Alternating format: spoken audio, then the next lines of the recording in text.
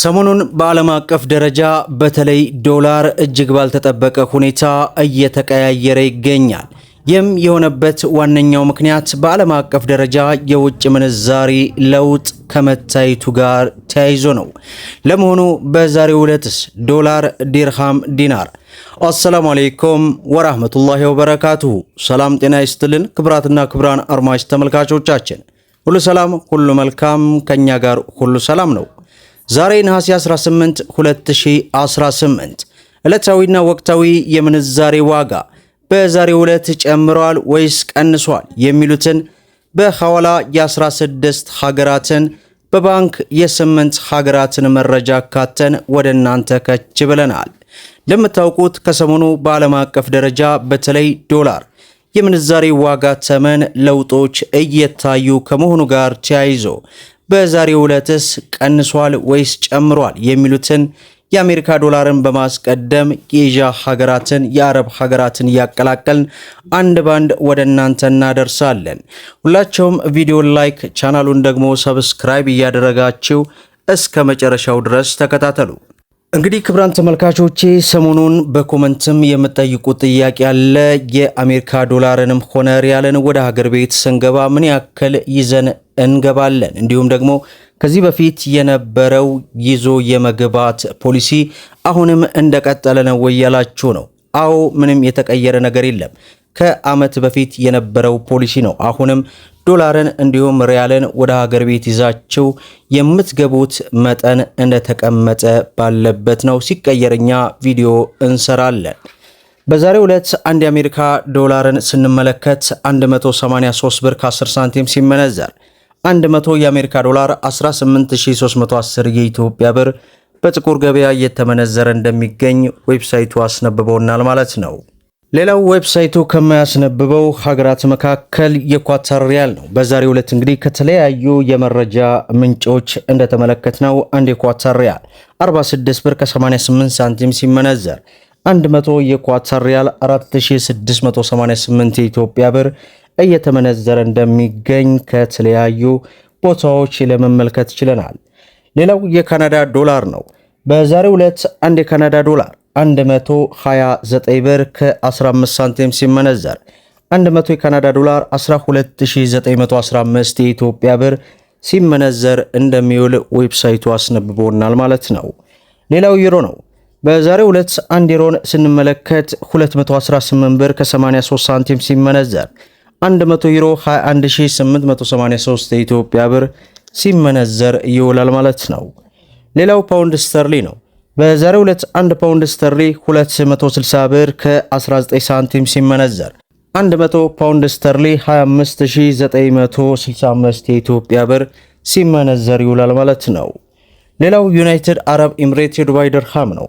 በዛሬው ዕለት 1 የዱባይ ድርሃም 50 ብር ከ20 ሳንቲም ሲመነዘር 100 የዱባይ ድርሃም 5000 ከ20 ሳንቲም እየተመነዘረ ይውላል ማለት ነው። ሌላው የሳውዲ ሪያል ነው። በዛሬው ዕለት 1 ሳውዲ ሪያል 48 ብር ከ40 ሳንቲም ሲመነዘር 100 የሳውዲ ሪያል 4840 የኢትዮጵያ ብር ሲመነዘር ይውላል ማለት ነው። ሌላው በምንዛሬ ደረጃ የዓለማችን ቁጥር 2 የሆነችው የባህሬን ዲናር ናት። በዛሬው ዕለት 1 የባህሬን ዲናር 508 ብር ከ20 ሳንቲም ሲመነዘር 100 የባህሬን ዲናር 50820 የኢትዮጵያ ብር ሲመነዘር ይውላል ማለት ነው። ሌላው የጆርዳን ዲናር ነው። በዛሬው ዕለት 1 ጆርዳን ዲናር 264 ብር ከ06 ሳንቲም ሲመነዘር 100 የጆርዳን ዲናር 26406 የኢትዮጵያ ብር ሲመነዘር ይውላል ማለት ነው። ሌላው በምንዛሬ ደረጃ የዓለማችን ቁጥር 1 የሆነችው የኩዌት ዲናር ናት።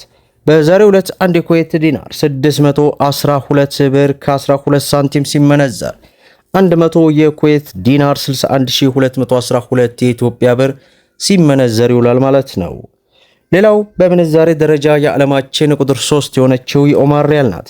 በዛሬው ዕለት 1 የኦማር ሪያል 498 ብር ከ30 ሳንቲም ሲመነዘር 100 የኦማር ሪያል 49830 የኢትዮጵያ ብር ሲመነዘር ይውላል ማለት ነው። ሌላው የስዊስ ፍራንክ ነው።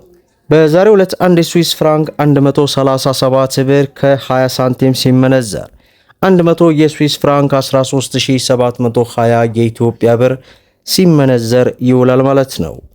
ሌላው የአውስትራሊያ ዶላር ነው።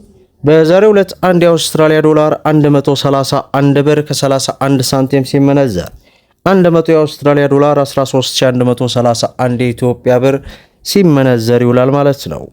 ሌላው የቻይና ዩዋን ነው። በዛሬው ዕለት አንድ የቻይና ዩዋን 25 ብር ከ10 ሳንቲም ሲመነዘር 100 የቻይና ዩዋን 2510 የኢትዮጵያ ብር ሲመነዘር ይውላል ማለት ነው። ሌላው የእስራኤል ሽቅል ነው። በዛሬው ዕለት አንድ የእስራኤል ሽቅል 60 ብር ከ40 ሳንቲም ሲመነዘር 100 የእስራኤል ሽቅል 6000 ከ40 ሳንቲም እየተመነዘረ እንደሚውል ዌብሳይቱ በዚህ ሰዓት ያስነበበንን መረጃ ወደ እናንተ አድርሰናል ማለት ነው።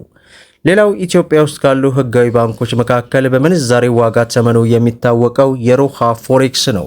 በዚህም ላለፉት ቀናት ከነበረበት እንግዲህ ጭማሪ ተደርጓል። አንድ የአሜሪካ ዶላር 180 ብር ከ71 ገዝቶ 183 ብር ከ24 እየሸጠ ይገኛል። የእንግሊዝ ፓውንድን 233 ብር ከ54 ሳንቲም ገዝቶ 238 ብር ከ21 ሳንቲም እየሸጠ ይገኛል።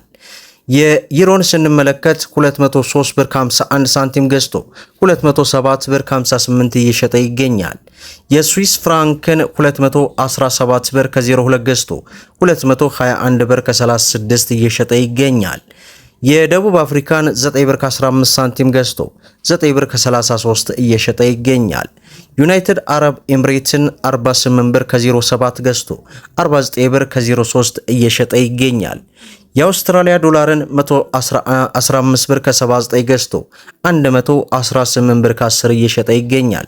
የሳውዲ ሪያልን ስንመለከት 47 ብር ከ01 ገዝቶ 47 ብር ከ95 እየሸጠ ይገኛል።